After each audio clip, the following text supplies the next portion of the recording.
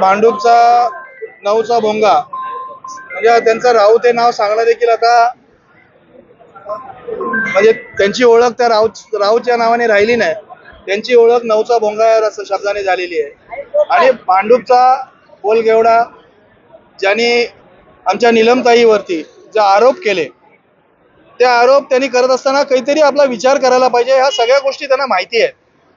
आज नीलमताई बोलल्या की 2 मर्चडीज दिल्या की एखादं पद मिळतं। मला देखील उमेदवारी दिल्यानंतर माझी उमेदवारी कापली त्यावेळेस रमेश कोरगावकरांनी किती मर्चडीज दिल्या त्या जरा हिशोब करा त्याचा, कारण त्यांच्या दारामध्ये रमेश कोरगावकरांनी दिलेली मर्चडीज मी पाहिलेली आहे। त्याच्यामुळे मर्चडीज दिली की पद मिळतं ही सत्य परिस्थिती आहे।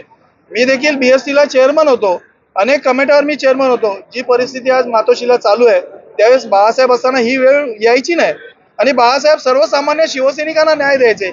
इथे सर्वसामान्य शिवसैनिकांना न्याय मिळत नाही, फक्त पैशाचा हिशोब केला जातो, म्हणून आज मातोश्रीची वेळ आलेली आहे।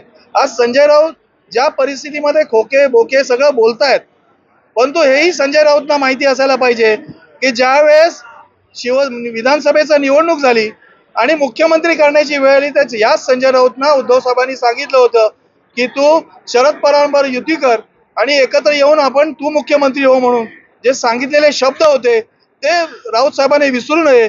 परंतु ही सगळी शाळा होती आणि त्या माध्यमातून राऊत साहेबांना ज्यावेळेस मुख्यमंत्री बनवलं नाही तेच राऊत साहेब रामदास भाईंकडे गेले आणि बोलत होते की मला उद्धव साहेबांनी फसवलं आणि हे शब्द काही लपलेले नाहीत।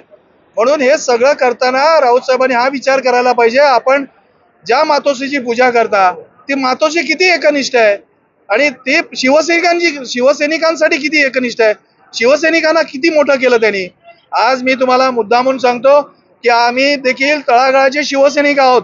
आई वडिलांपासून आम्ही शिवसैनिक आहोत। भांडूपला जन्म आला आणि पहिला झेंडा लावला तेव्हापासून झेंडा घेऊन फिरणारा आम्ही शिवसैनिक आहोत। अनेक शिवसैनिक सुरुवातीपासूनच्या इथे आहेत आणि या शिवसैनिकांनी आपल्या रक्ताचं पाणी केलं आणि शिवसेना मोठी केली। आज हे विभाजन झालं, या विभाजनामध्ये शिवसेना पक्ष जरी मोठा झाला असेल, शिंदे साहेब जरी मोठे झाले असतील, शिवसेनेच्या माध्यमातून सत्ता आली असेल, तरी पण सर्वसामान्य मराठी माणूस हा मुंबईमधून उद्ध्वस्त झाला, कारण या गटतटामध्ये मराठी माणसाचं नुकसान झालं। यांचं काय मातोश्रीचं मोठं नुकसान झालं, मराठी माणसांचं नुकसान झालं आणि मराठी माणूस या मुंबईमधनं उद्ध्वस्त झालेला आहे। आपण एक आरोप जो नीलम गोरेंनी जो आरोप केलेला की मर्सिडीजच्या बदल्यात पद मिळतं, तुम्ही एक घोकस्फोट करताय की इथले जे माजी आमदार होते रमेश कोरगावकर त्यांनी देखील मर्सिडीज दिली। नाही, रमेश कोरगावकर मला एबी फॉर्म दिला होता। एबी फॉर्म दिला असताना माझ्या प्रचाराच्या गाडीचं उद्घाटन केलं, परंतु रमेश कोरगावकर यांनी 25 करोड रुपये दिले।